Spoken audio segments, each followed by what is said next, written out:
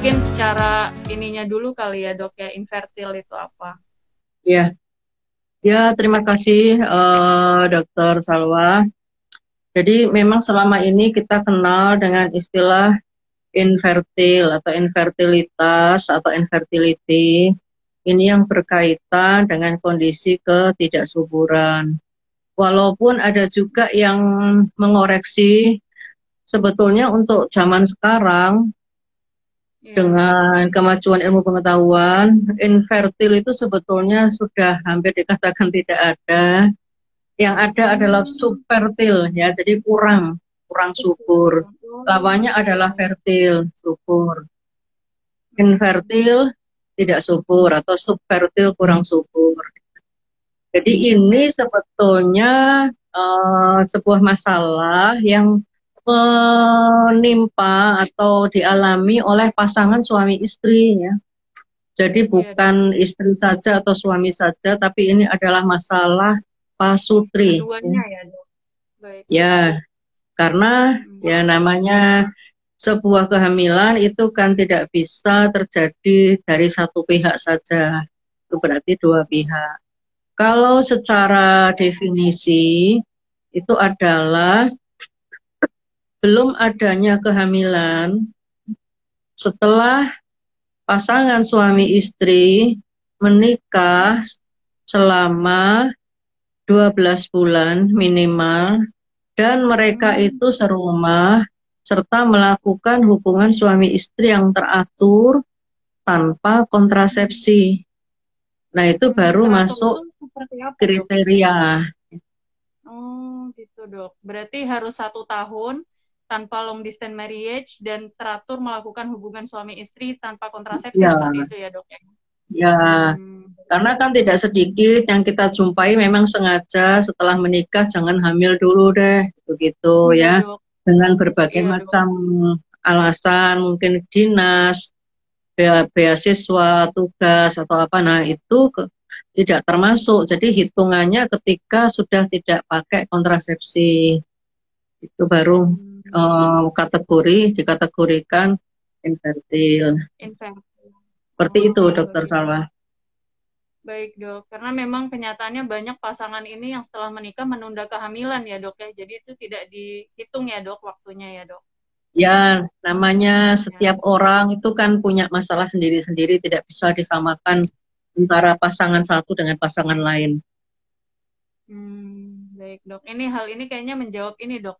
Kapan dok seseorang bisa khawatir tentang infertil dalam pernikahannya dan kapan waktu yang tepat datang untuk ke dokter gitu.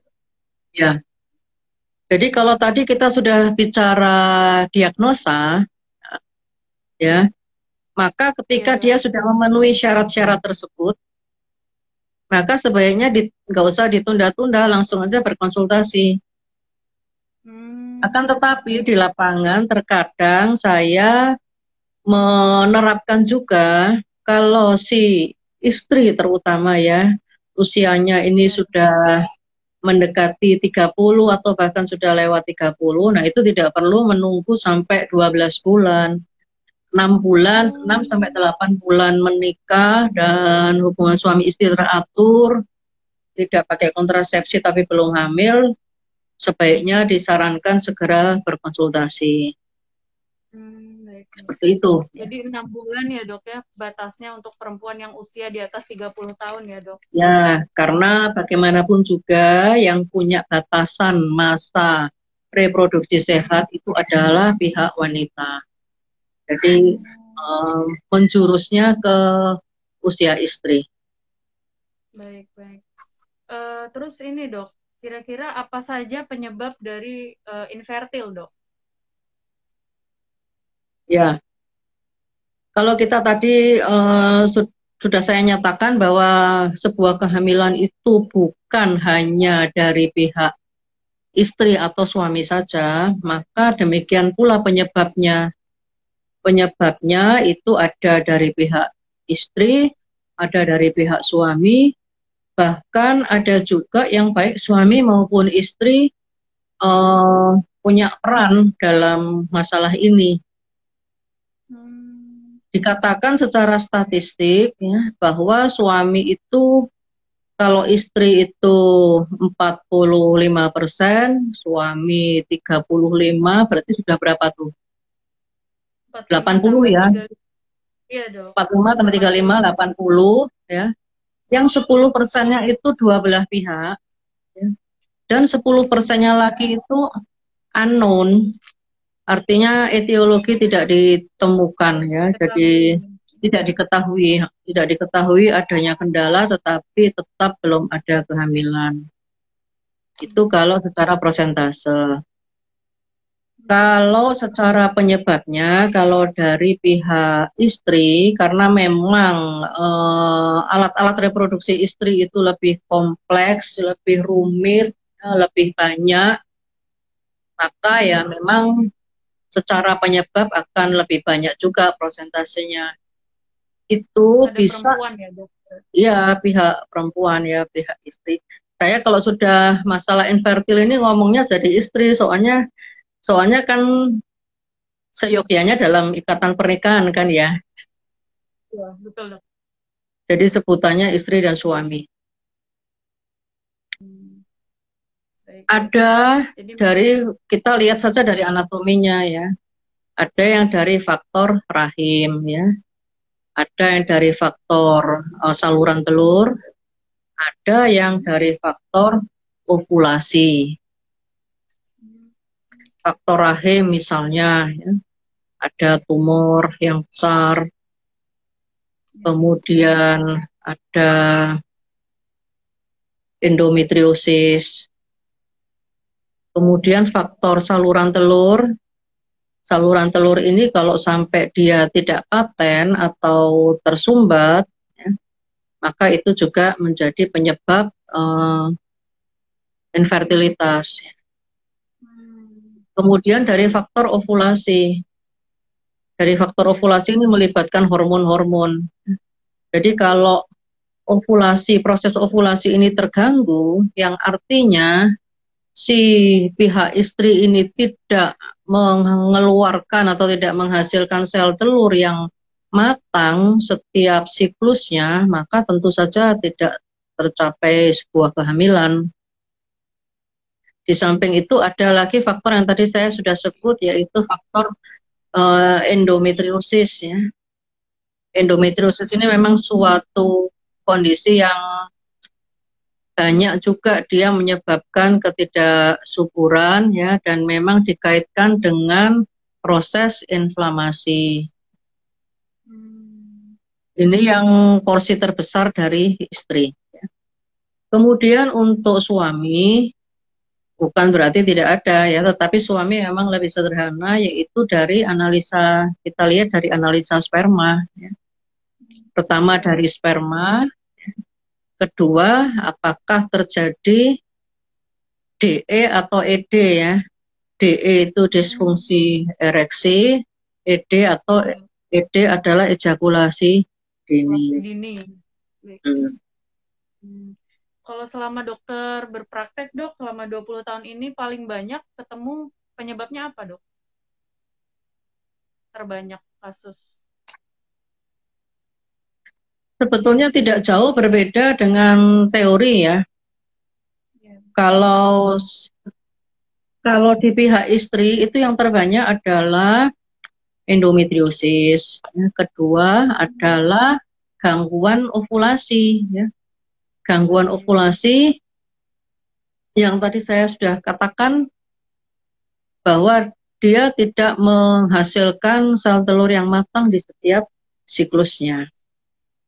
Itu yang terbanyak ya. Iya dok. Baik. Jadi begitu kira-kira. Berarti kita bisa intervensi di hormonalnya ya dok ya, untuk ovulasi tadi ya dok ya. Jadi ketika sepasang suami istri datang untuk berkonsultasi, tentu saja tidak bisa langsung ditentukan penyebabnya apa, ya. Bentar. Tidak bisa langsung ketemu penyebabnya apa. Baik. Jadi memerlukan pemeriksaan, baik itu pemeriksaan fisik, pemeriksaan penunjang berupa USG, dan pemeriksaan laboratorium. Ini Dan pemeriksaan tambahan lagi yaitu histerosalpingografi.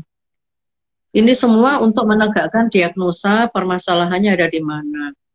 Demikian juga pihak suami. Jadi suami istri itu diperiksa. Meskipun ya kalau ternyata kalau di dokter kandungan suami diperiksa laboratorium ya. Kalau ditemukan kelainan nanti akan dirujuk karena seorang spesialis objin tidak berkompeten untuk menata laksana permasalahan di suami. Tapi pemeriksaan pertama itu bisa saja di dokter objin dan biasanya memang begitu. Jadi tidak bisa istri dulu deh gitu ya. Nanti kalau istri nggak ada kelainan baru suami. Nah ini sebetulnya merugikan mereka sendiri karena pas pemeriksaan istri itu kan lebih banyak ya, lebih banyak macamnya dan lebih mahal biayanya. Dan waktu yang dibutuhkan juga lebih lama. Karena apa? Karena beberapa pemeriksaan itu terkait dengan siklus haid. Ya. Jadi artinya Baik. kalau bulan ini tidak bisa menjalankan sebuah pemeriksaan, maka harus diulang ya. Baru bisa lagi itu bulan depan atau siklus depannya lagi gitu. Jadi pemeriksaan istri itu nggak bisa cepat seketika ketahuan ya terus diobati lalu Kompleks bulan ya dok. depannya telat. Nah itu nggak bisa kayak begitu. Iya. Untuk itu memang Iya, diperlukan kesabaran, tawakal, doa ya. iya, pasti dokter. Ya Memang begitu ini semoga tugasnya ya jadi semoga Tuhan. dipahami. Baik, Dok. Terima kasih, Dok. Jawabannya sangat jelas, Dokter. Terus selanjutnya ini, Dok, dan ini memang saya jujur saja saya sebelum menikah, Dok, saya itu kan konsul, Dok, ke teman saya yang dokter objin dan saya diberikan asam folat, Dokter, sebelum menikah. Katanya bisa menginisiasi kehamilan yang langsung setelah menikah bisa langsung cepat. Nah, sebenarnya, Dok, saya mau tanya untuk peran penggunaan asam folat itu sebagai provokator kehamilan yang setelah penetrasi itu seperti apa dan bagaimana dok penggunaannya dok? Ya, saya sering juga menjumpai apa ya mispersepsi tentang asam folat ini. Mungkin juga karena iklan atau karena apa ya. Sebetulnya Iya asam dok. folat itu untuk persiapan kehamilan, bukan Persiapan ya dok. untuk dia tidak berfungsi sebagai obat penyubur. Hmm, Jadi untuk maksudnya persiapan. persiapan kalau Hmm. terjadi kehamilan. Jadi yang dianjurkan adalah konsumsi asam folat 400 mikrogram itu semenjak 2 bulan sebelum pembuahan. Dan ini Hmm. gunanya adalah untuk mencegah terjadinya defek selubung saraf ya yang kita tahu kelainan yang beratnya itu adalah anencefali yaitu tidak adanya tempurung Tengkorak. kepala Tempurung kepala pada gitu. bayi yang dimana yang demikian ini tentu saja eh, akibatnya kan sangat fatal karena bayi tidak dapat melanjutkan kehidupannya. Ada juga eh, spina bifida ya. Jadi itu adalah hal-hal kelainan-kelainan yang berkaitan dengan saraf. Dan ini penelitiannya ternyata asam folat itu punya peran ya, untuk mencegah hal tersebut. Jadi jangan dipersepsikan bahwa kamu kan belum hamil tuh minumlah asam folat supaya cepat hamil. Nah itu tidak benar, Salah mesti ya dok. diluruskan juga ya. Seperti Iya dok. ada apa susu susu untuk pranatal ya, bukan pranatal, susu untuk prahamil ya, Iya dok. mengandung asam folat. Itu bukan berarti kalau kita minum susu itu lantas eh, cepat hamil, enggak juga. Hmm. Jadi memang perannya adalah mempersiapkan kehamilan ya dok, agar Ya, perempuan istri tersebut tidak kekurangan asam folat sehingga tidak terjadi kelainan kongenital yang ditakutkan ya, tadi ya dokter ya berarti ya. neural tube Baik, defect. ya baik. Ini juga berhubungan dok dengan pertanyaan selanjutnya. Mhm. Usaha apa saja yang dapat dilakukan untuk memprogram kehamilan katanya dok. Pertanyaannya lumayan luas ya dok, medis dan non medis katanya dok. Ya, Hmm. ya. Jadi kalau yang berhubung ini pertanyaannya luas, jawabannya global juga ya, Iya yaitu dok. hidup sehat, makan sehat, ya, lifestyle, Ya. ya. Karena sekarang seperti yang tadi saya katakan yang banyak dijumpai adalah gangguan ovulasi. Dan gangguan ovulasi ini ternyata berkaitan juga dengan kelebihan berat badan. Kelebihan berat Hmm. badan yang dihitung dari IMT dan eh, sedentary style, ya, jadi mager, ya. Kehidupan yang Iya banyak dok. rebahan, kurang olahraga, mager. Nah, itu ternyata tidak baik, ya. Iya dok. Kemudian makanan siap saji, makanan fast food, junk food itu juga tidak baik. Jadi kalau memang sudah, Hmm. tapi jangan jangan juga kalau sudah dekat menikah baru berubah, enggak, ya. Jadi ya dari anak-anak sudah kita biasakan sehingga membentuk kebiasaan itu kan tidak bisa tiba-tiba. Baik Sekarang dok. pun sebetulnya belum terlambat ya. Kalau saya tadi bilang anak-anak itu yang memang punya kesempatan anaknya dari sekarang kalau punya anak perempuan ya. Tapi secepat-cepatnya untuk mengubah kebiasaan ya makan makanan sehat, meminimalkan makanan olahan, kemudian olahraga teratur dan jagalah berat badan dalam kisaran normal ya yang dihitung Hmm. dari indeks massa tubuh. Baik. Ini Kira-kira juga seperti berhubungan itu dok. ininya apa globalnya itu untuk pihak perempuan ya.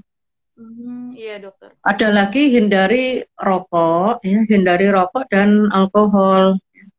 Untuk laki-laki Hmm. juga begitu, hidup sehat, olahraga ya, tidak merokok, tidak minum minuman keras, tidak narkoba, olahraga teratur, berat badan dijaga, jangan sampai berlebihan.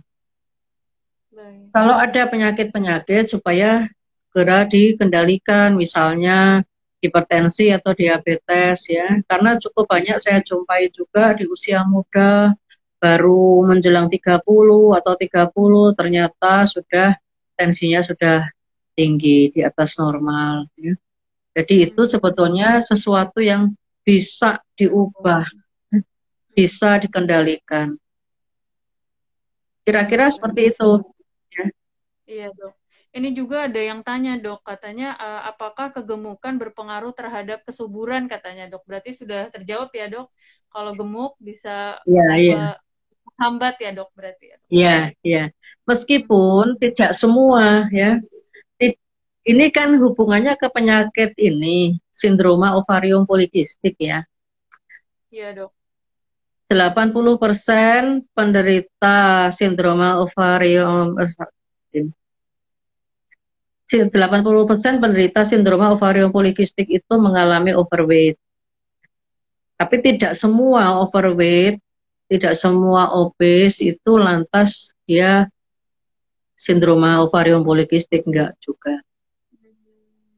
Tapi bagaimanapun juga, bukannya ini body shaming, tetapi Ya, kalau memang bisa diupayakan, apa salahnya? ya dok. Karena memang kan lebih sehat, nantinya akan lebih sehat. Penelitian semua menunjukkan ya bahwa kelebihan berat badan itu berkaitan dengan penyakit-penyakit dan penyakit degeneratif yang datangnya lebih awal.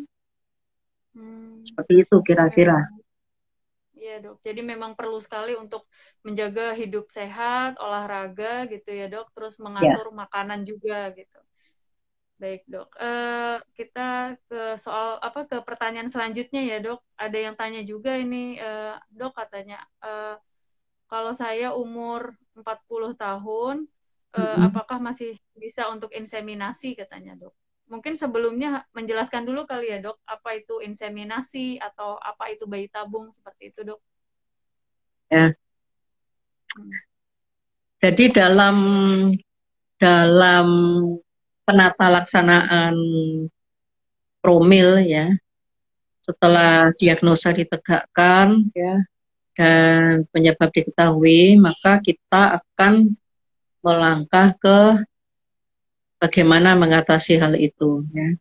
Salah satunya adalah yang namanya teknologi reproduksi berbantu. Ya. Jadi yang normalnya kan alamiah ya. Jadi reproduksi itu terjadi secara alamiah. Nah, ini berbantu ya. Jadi ada campur tangan manusia. Itu ada dua, yaitu inseminasi intrauterin dan IVF atau in vitro fertilization atau yang kita kenal dengan bayi tabung. Bayi tabung ini nanti juga banyak jenisnya ya. Nah, seperti itu. Jadi yang dimaksud inseminasi pada pertanyaan ini kemungkinan sih inseminasi intrauterin ya. Nah, itu satu. Kedua, usia. Usia memang kalau perempuan atau istri itu kan dibatasi usia. Ya, semakin tinggi usia istri akan semakin menurun tingkat kesuburannya. Tentu saja usia 40-an dibanding dengan usia 20-an itu tidak sama. 40 sudah lebih menurun, tapi bukan berarti tidak bisa. Apalagi kalau memang pasutri ini belum ada anak, perlu diupayakan. Tapi ya itu jangan menunda-nunda lagi ya, karena ini berkejaran dengan waktu. Terus tadi pertanyaannya apa? Usia 40? Usia 40 tahun apakah masih bisa untuk insem katanya, Dok? Nah, kalau yang dimaksud dengan inseminasi intrauterin itu tindakannya adalah si istri diberi obat penyubur. Ya. Tujuannya adalah untuk mendapatkan folikel yang matang yang di dalamnya ada sel telur. Kemudian pada saat ovulasi, jadi dengan kendali obat, maka ovulasi itu bisa diperhitungkan akan terjadi kapan. Kemudian di pihak suami, tentu saja sudah dilakukan analisa sperma sebelumnya. Oh ya, dan di pihak istri juga harus dipastikan bahwa saluran telurnya atau tuba fallopian dalam kondisi paten atau tidak tersumbat. Nah, pada waktu yang sudah ditentukan, maka sperma dari suami itu dikeluarkan dan kemudian dilakukan washing atau pencucian dan kemudian akan dipilih sperma yang paling bagus ya. Kriteria bagus di sini itu adalah larinya cepat, ya. Bergeraknya maju ke depan, progres ya. Maju ke depan dan cepat. Kemudian sperma-sperma yang sudah terpilih itu dimasukkan dengan sebuah alat khusus langsung menuju ke rongga rahim istri. Ya. Berarti sistemnya disuntik gitu, Dok? Diharapkan sperma-sperma yang sudah pilihan itu yang memang larinya cepat, dia akan segera berlari masuk ke dalam saluran telur. Dan di situ akan bertemu dengan sel telur. Yang sudah matang. Jadi sel telur, ya, jadi masih perlu saluran telur yang normal karena sperma tetap harus berjalan masuk ke saluran telur. Kalau di dalam inseminasi itu hanya memperpendek jarak tempuh sel sperma. Yang tadinya dia, kalau secara alamiah kan sperma itu keluarnya di vagina. Kemudian dia harus masuk melewati mulut rahim. Di vagina terkadang ada keputihan, ada keputihan sih terutama ya, itu bisa membunuh sperma. Kemudian masuk ke mulut rahim itu menembus mulut rahim dan kemudian masuk ke leher rahim itu juga banyak yang berguguran di situ. Baru dia nyampe ke rongga rahim. Sudah banyak sekali yang mati dalam perjalanan itu. gitu. Nah, kalau diinseminasi itu diperpendek jalurnya. Sperma langsung masuk ke rongga rahim, nggak ngelewatin vagina. Berarti itu disuntik gitu ya dok ke Ya, rahim. ada semacam kateter kecil gitu yang masuk ke dalam rahim untuk Baik. menyemprotkan sperma. Ya. Baik dok. Kalau tadi sudah berusia 40, setelah dipastikan bahwa cadangan ovariumnya normal, ya, dan folikel-folikelnya juga masih respon terhadap obat-obatan pemicu ovulasi, maka bisa saja dilakukan inseminasi intrauterin. Berarti masih Gitu. bisa ya dok. Ya, Ada secara batas waktunya tidak dok? sederhana. Ada batas waktunya tidak dok? Ada, Sampai umur ada. berapa Biasa perempuan sebetulnya itu bisa? teoritis inseminasi intrauterin itu bisa diulang-ulang, bahkan Hmm, bisa 3 kali, ya. Satu ya, siklus nggak berhasil, dicoba lagi bulan depan. Ya kan lompatnya sebulan-sebulan, ya. Nggak berhasil, baik. coba lagi bulan depan. Itu begitu. Tapi kalau terkendala usia, kalau saya sarankan dan finansial mendukung, kalau sekali 2 kali gagal inseminasi langsung saja bayi tabung. Hmm, dan biayanya lebih mahal ya dok, pasti jauh. Ya, karena itu kan tadi saya katakan kalau finansial mendukung, ya. Doakan saja dengan semakin majunya teknologi, maka nantinya biaya-biaya itu akan murah juga gitu. Murah tanda kutip ya, seperti HP. Kalau keluaran baru mahal, lama-lama dia akan turun harganya. Ya, Kayak gitu. Ya, ya. Iya dok, mudah-mudahan orang yang berusaha ini bisa insya dapat Allah, yang ya, insya Allah. ya. Dok, ada juga dok katanya gini dok, suami saya dikatakan teratospermae dan saya sudah berusia 45 tahun lebih. Mm-mm. Apakah saya masih bisa melakukan bayi tabung dok katanya? Suaminya teratospermae dok. Masih bisa, insya Allah masih bisa, ya, karena dalam WHO kriteria teratozoospermia itu kan berarti sperma yang cacat kan. Iya, Cacatnya kan macam-macam ya, jenisnya yang kepala 2, ekor cabang, kepala kecil, ya, macam-macam. iya. Nah, di dalam kriteria WHO itu dikasih batasan bahwa kecacatan atau morfologi yang normal itu minimalnya paling minimal 4%. Hmm, Justru dengan usia 40 dan teratozoospermia itu kalau memang finansial mendukung nggak usah berlama-lama, langsung saja bayi tabung. bayi tabung. Ya, Oh, karena di dalam bayi tabung juga kalau kalau tadi bedanya dengan inseminasi intrauterin ya, itu kan ya, kalau diinseminasi kan spermanya dimasukkan ke rongga rahim. rahim. Kemudian dia lari sendiri ketemu dengan sel telur. Kalau di bayi tabung, sel telur yang dikasih obat pemicu ovulasi dan setelah sel telur mateng diambil, ya. Itu yang namanya ovum pick up, ya. Jadi ketika mateng lalu di pick up, dipetik, dipetiin gitu ya. Terus dikumpulkan dan sementara itu spermanya dilakukan washing juga, sperma-sperma pilihan, dan kemudian dibuahkan sampai terjadi pembuahan atau fertilisasi dan kemudian membelah diri. Nah, kemudian dimasukkan lagi ke dalam rongga Rahim. rahim. Nah, ini krusial juga ya, apakah ya, buah hasil pembuahan tadi itu bisa nempel ke dinding rahim atau lapisan endometrium. Nah, semua itu adalah usaha manusia. Tetap Iya, diperlukan doa. betul, betul. Dan juga harus siap mental karena tidak semua proses itu berhasil. Tidak semua proses itu berhasil. Kemungkinan kan 30%. Hmm. Banyak juga yang gagal dan ini tentu saja harus siap mental kalau misalnya menerima kegagalan.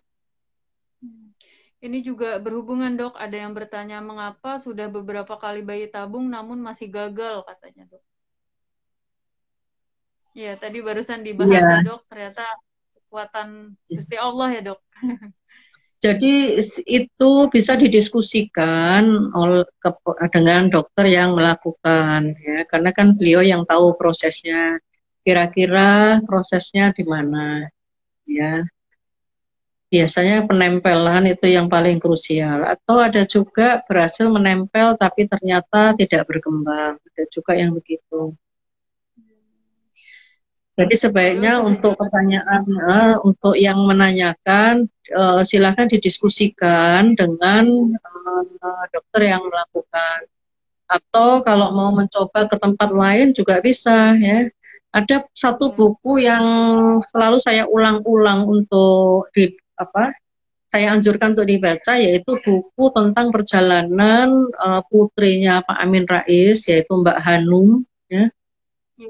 Mbak Hanum Salsabila Rais, yaitu menceritakan prosesnya mendapatkan keturunan.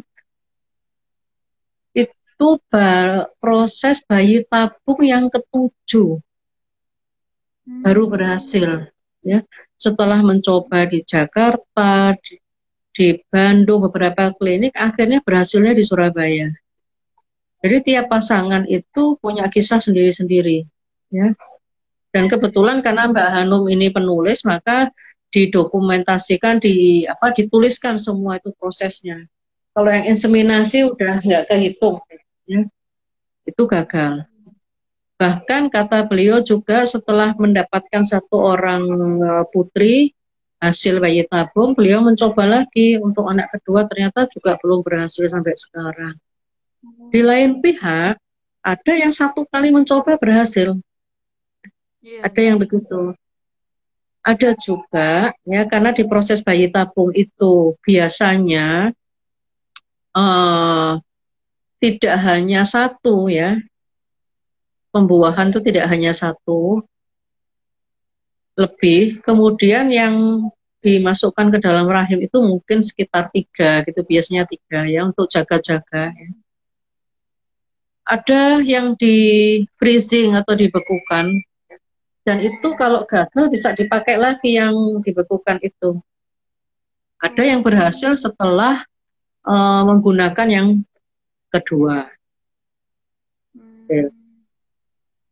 Jadi beberapa kali Jadi percobaan ya. untuk yang bertanya, ya udah pesan saya satu, jangan putus asa, ya. Iya. Jangan putus asa kalau finansial mendukung, ya. Tapi ya itu harus Iya. berdiskusi, ya. Dan bebas untuk sekarang sudah banyak center-center bayi tabung, silahkan kalau mau berpindah boleh. Iya. Baik dok. Wah, speechless juga ya dok, dengarnya sampai 7 kali usaha bayi tabung baru berhasil itu. Ya. Ini juga ada juga dok yang tanya, mohon izin dok, saya tanya dok, berarti kalau gitu pasangan yang bisa melakukan bayi tabung itu syaratnya adalah harus ada sperma ya dok. Kalau kasus azoosperma itu dok, yang tidak ada sperma, hanya itu berarti nggak bisa ya dok, mau bayi tabung maupun insem atau Belum bagaimana dok? tentu. Azoospermia itu kan ketika spermanya itu dikeluarkan, diperiksa, ternyata tidak ditemukan, ya. Kalau kasus Iya. begitu, Masya Allah, ya, manusia itu diberi ilmu sama Allah. Ditarik langsung ke pabriknya, ya. Di pabriknya Iya. ditestis. Kalau ditemukan satu sperma saja, ya, itu bisa dilakukan juga ICSI. CSE. Ya, jadi sperma yang cuma satu biji itu langsung disuntikkan. Kalau yang bayi tabung konvensional kan sel telur dan sel sperma dikumpulin terus dia membuahin, ya.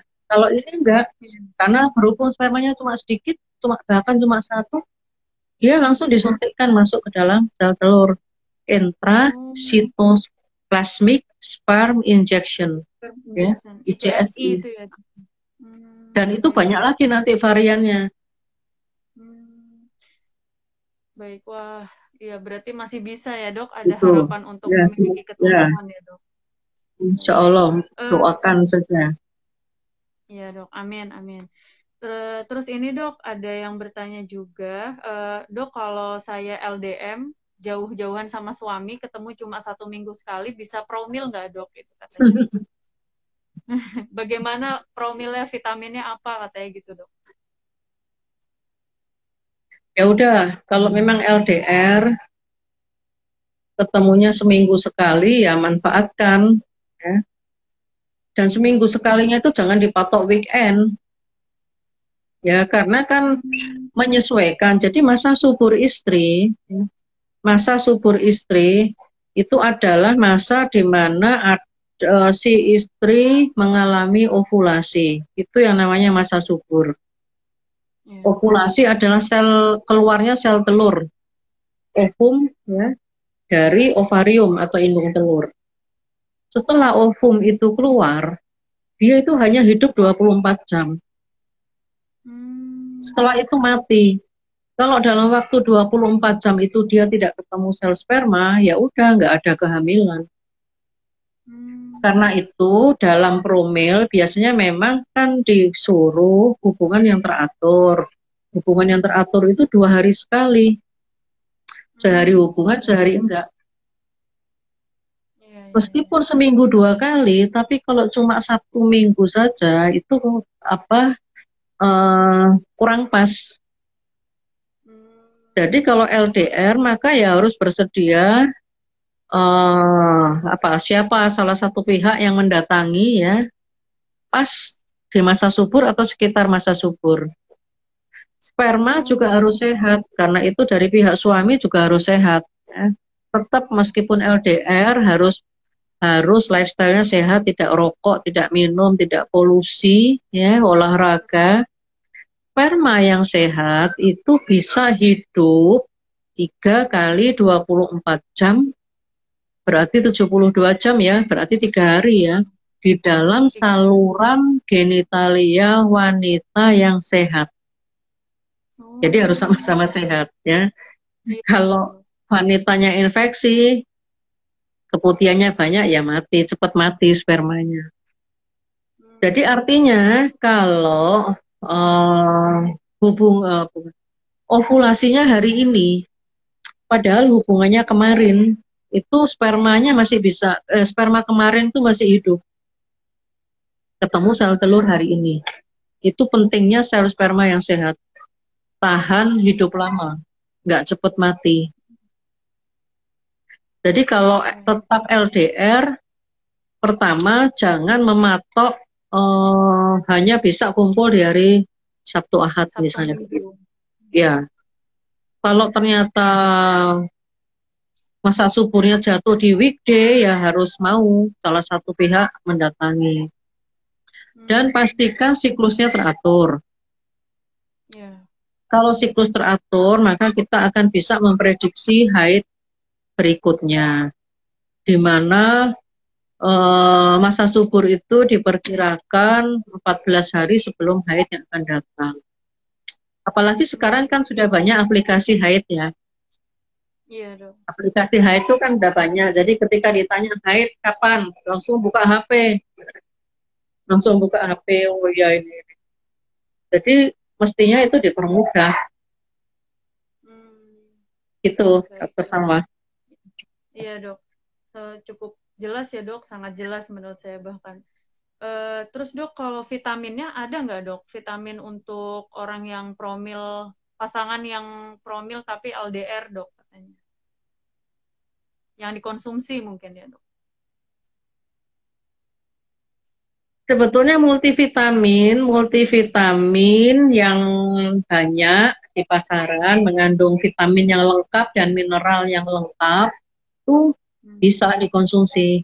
Kalau khusus yang untuk istri kan ada tambahan asam folatnya itu. Pastikan asam folatnya itu 400 mikrogram ya. Terus kalau yang untuk suami itu yang mengandung antioksidan, ya. Itu bagus. Baik.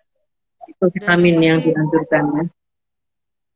dan yang pasti hidup sehat tadi ya dok, yang paling penting ya dok. Iya, itu yang utama. Jangan mengandalkan vitamin. Baik. Eh, baik dok. Kemudian ini ada lagi dok pertanyaan. Oh iya, untuk Sobat Sehat JIH juga bisa memberikan pertanyaan di komen di IG Live ini ya. Eh, ada ini boleh nggak dok keluar dari apa tentang ikhtiar pejuang garis dua ini tentang endometriosis dok, katanya apakah sel telur lebih dari 2 cm bisa kena endometriosis lagi, saya pos laparoskopi 3 bulan katanya dok. Jadi, coba diulang, saya catatnya. Ya. Apakah? Apakah sel telur lebih dari 2 cm bisa terkena endometriosis lagi, saya pos laparoskopi 3 bulan. Sebentar. Ini pertanyaannya kayaknya perlu diluruskan dulu, ya. Ya. Ada sel telur, ada endometriosis, ya. Sel telur yang dimaksud di sini itu adalah folikel, ya. Folikel kalau dia berukuran lebih dari 18 mm atau 1,8 cm, itu diperkirakan di dalam folikel itu ada sel telurnya yang matang. Karena sel telur itu mikroskopis, kita nggak bisa lihat dari USG. Jadi kalau ada yang bisa kita lihat adalah folikel. Saya tuh membahasakannya itu folikel itu rumahnya sel telur, ya. Penghuninya kita nggak bisa lihat, tapi kita bisa lihat rumahnya. Kalau rumahnya itu diameternya di atas 18 mili, maka diperkirakan dia berisi sel telur matang. Ini tadi kan pertanyaannya sel telur di atas 2 cm, apakah bisa kena endometriosis lagi? Nah, ini saya luruskan lagi, ada sel telur, ada endometriosis. Endometriosis itu memang dia kan inflamasi, ya. Dia membuat suasana toksik, ya, menghalangi pembuahan, ya. Endometriosis yang sudah di laparoskopi atau sepertinya kan sudah diambil, itu bisa saja muncul lagi, bisa saja. Karena endometriosis itu akan selalu aktif selama si penderitanya itu masih dalam umur reproduksi. Tapi di lain pihak, dia akan menyusut atau kalah kalau terjadi kehamilan. Pada umumnya setelah dilakukan laparoskopi itu dilanjutkan dengan pengobatan. Setelah pengobatan dilanjutkan langsung dengan kehamilan. Memang tidak dianjurkan setelah endometriosis ditata laksana, kemudian kehamilannya itu mau alami saja, nggak mau obat. Itu sayang, karena endometriosis itu bisa muncul lagi. Jadi masih banyak faktor-faktor lain ya dok untuk terjadi endometriosis lagi. Dan mudah-mudahan ini tadi jawaban saya itu bisa ini ya, bisa memperjelas ya, karena ini pertanyaannya kan sel telur di atas 2 cm apakah bisa kena endometriosis lagi, itu kan sebetulnya dua hal yang berbeda. Iya dok. Jadi semoga bisa mendudukkan masalahnya dengan baik. Endometriosis dengan sel telur berbeda dok. Endometriosis adalah endometriumnya, sedangkan sel telur adalah organ yang lain gitu ya dok ya. Organ jatuh. Baik. Ini dok, ada juga yang bertanya tentang vaginismus katanya. Dok, vaginismus itu apa dan bagaimana penanganannya? Ya, kalau ditarik-tarik hubungannya vaginismus bisa bikin infertil sih. Jadi vaginismus itu suatu kondisi di mana otot-otot dasar panggul, ya, itu menegang, ya, menegang, berkontraksi sehingga tidak bisa dicapai sebuah hubungan suami istri yang normal, ya, bahkan gagal. Karena kalau dipaksakan akan terjadi sebuah kesakitan, ya. Itu definisi Bagi istri ya, Dok? vaginismus.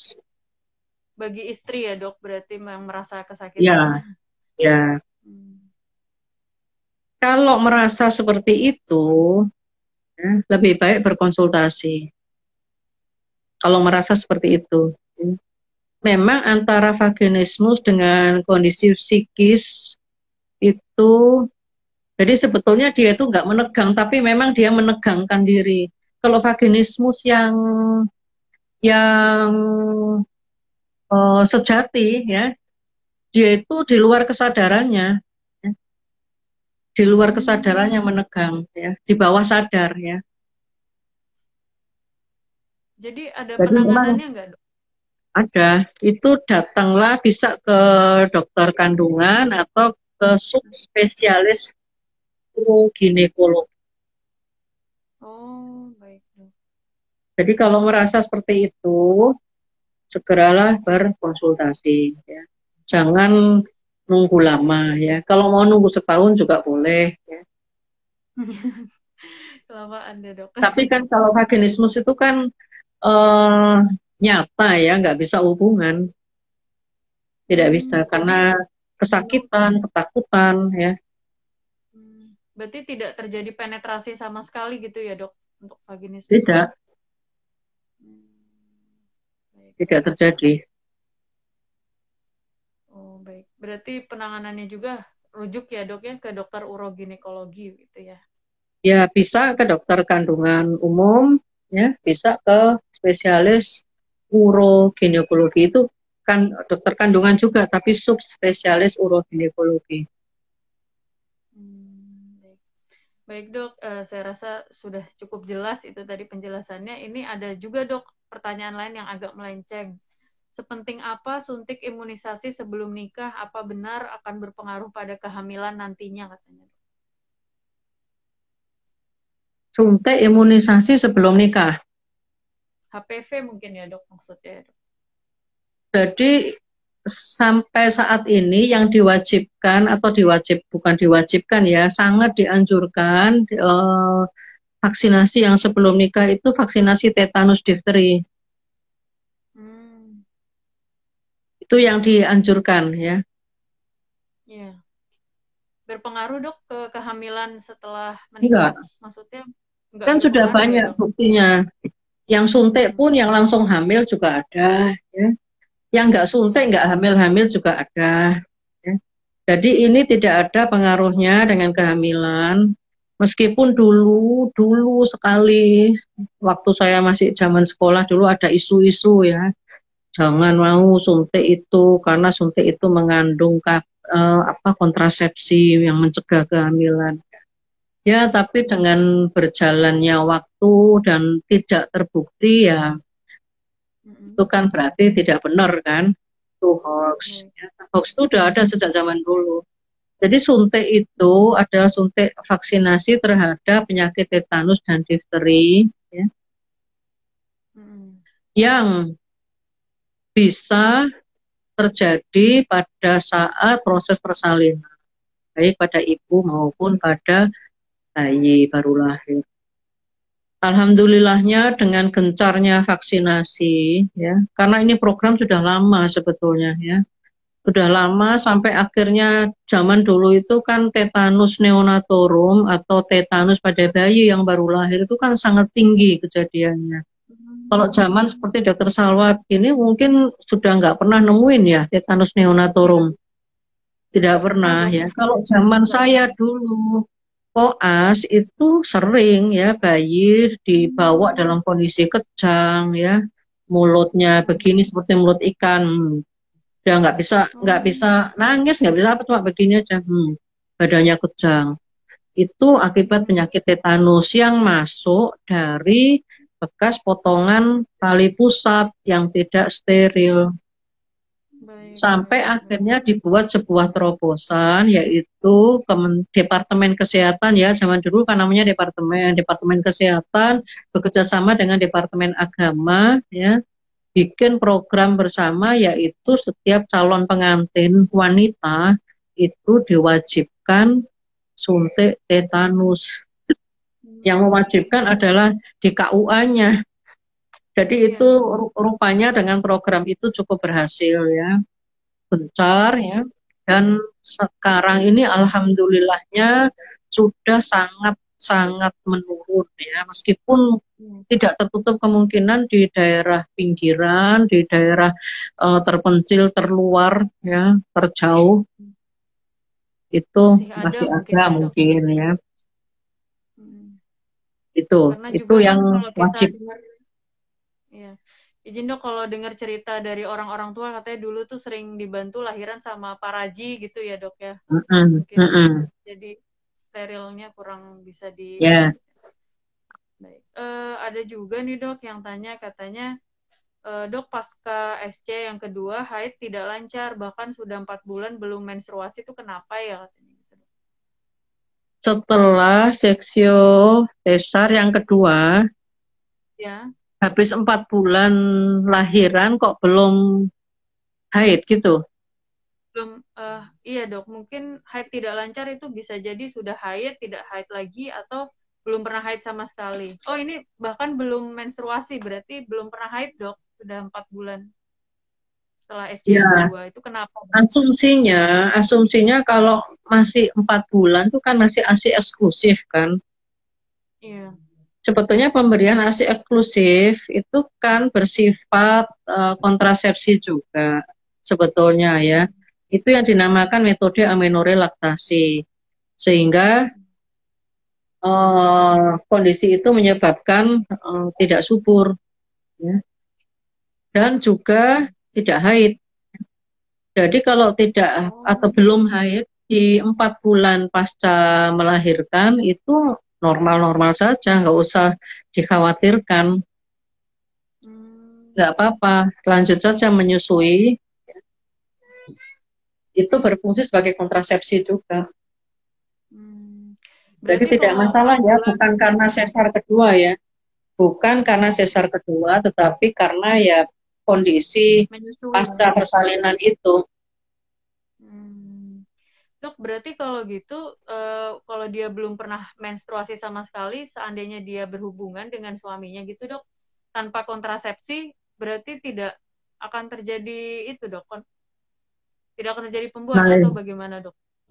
iya, kan tadi saya bilang ini salah satu cara kontrasepsi juga yang namanya nama kontrasepsinya atau nama metodenya adalah metode amenorelaktasi, ya. Amenore itu kan tidak haid, jadi tidak haid di masa menyusui.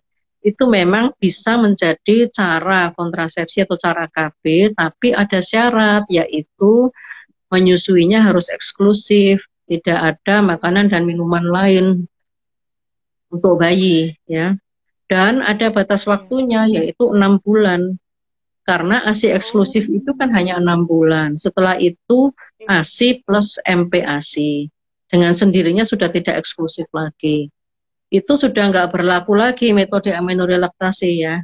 Jadi bisa saja tiba-tiba tanpa didahului haid, tiba-tiba hamil, itu bisa saja.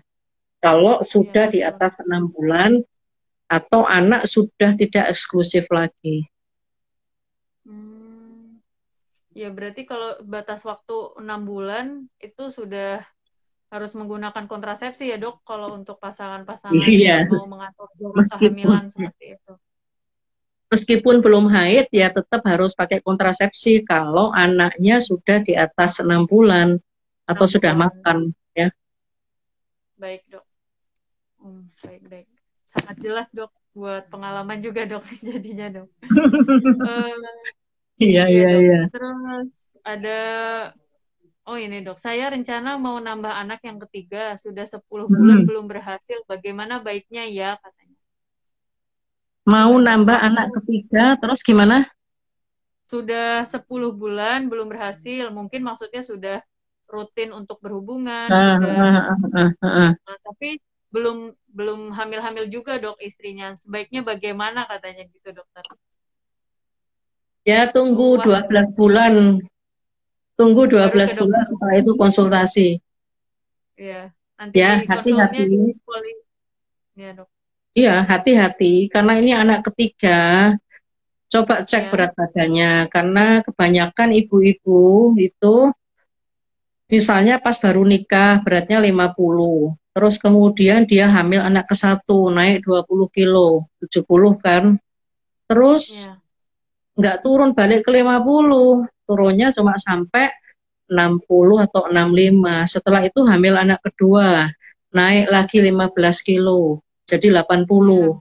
Ya, Ya. Jadi ini anak ketiga betul. kok belum-belum, coba cek dulu berat badan Oh, ya, olahraga, diet, ya, iya itu. betul. Baik, Dok. Eh, Kayaknya pertanyaannya sudah cukup jelas dan sudah dijawab semua, dokter. Dari dokter ada tambahan nggak, dok, mengenai Ini tema kita malam ini? saya tadi ngelihat ada yang, bentar, Komen, bentar. dok. Iya, iya, komen. Nah ini loh, ini Arum Tara. Oh, Arum Tara ini dokter. Ya. Oh iya, dok. Endometriosis adalah Endometriosis adalah sel endometrium di luar uterus. Iya, betul. Jadi endometriosis itu adalah sel-sel endometrium tetapi yang tidak berada di kafum atau rongga endometrium. Dia berada di luar itu, ya. Dia bisa berada di ovarium atau di saluran telur, bah bisa nempel di dinding luar rahim. Kalau dia menyelusup bercampur dengan otot rahim, namanya adenomiosis. Demikian dokter. Jadi betul ininya apa komentarnya bahwa endometriosis adalah sel endometrium yang berimplantasi di luar Rahim. rongga endometrium tepatnya. Karena dia bisa saja masih di rahim, tetapi di Oh, otot-ototnya atau iya. di dinding luar masih Baik. bisa seperti itu. Hmm, karena normalnya endometrium itu berada di dinding rahim gitu ya, dok? Atau bukan, dok? Endometrium itu kan rongga rahim. Iya, Dinding rongga rahim rahim. bagian dalam yang mendindingi rongga rahim itu kan endometrium. Kalau sel endometrium itu berada di luar rongga endometrium itu sudah tidak normal, sudah implantasi yang tidak normal. Meskipun dia masih di rahimnya ya, tetapi tidak di rongga rahim itu sudah masuk ke endometriosis. Baik, dok. Jadi memang banyak tempatnya ya, dok ya, tadi untuk Ya, endometrium. Ya. Sepertinya pertanyaannya dari Sobat Sehat belum ada lagi ya, dok, di kolom. Saya coba cari lagi, dok. ya, coba dicek lagi. Ya. Masya Allah nih, dok, banyak yang tertarik sepertinya, dok, banyak yang nonton dari tadi. Mudah-mudahan Ya, IG Live malam ini bermanfaat ya, dok, buat banyak ya, orang. semoga bermanfaat dan semoga juga menambah semangat bagi yang sedang berusaha karena ini kan judulnya pejuang garis dua ya. Insya Ya, Allah ya, kita perbaiki dari diri kita. Banyak sekarang akun-akun yang menyajikan nutrisi-nutrisi yang baik, yang sehat ya. baik. Kemudian kita juga harus bergaya hidup sehat dan jangan lupa berdoa ya, karena Ya, apapun yang kita usahakan itu semua keputusannya adalah dari Allah Subhanahu wa taala.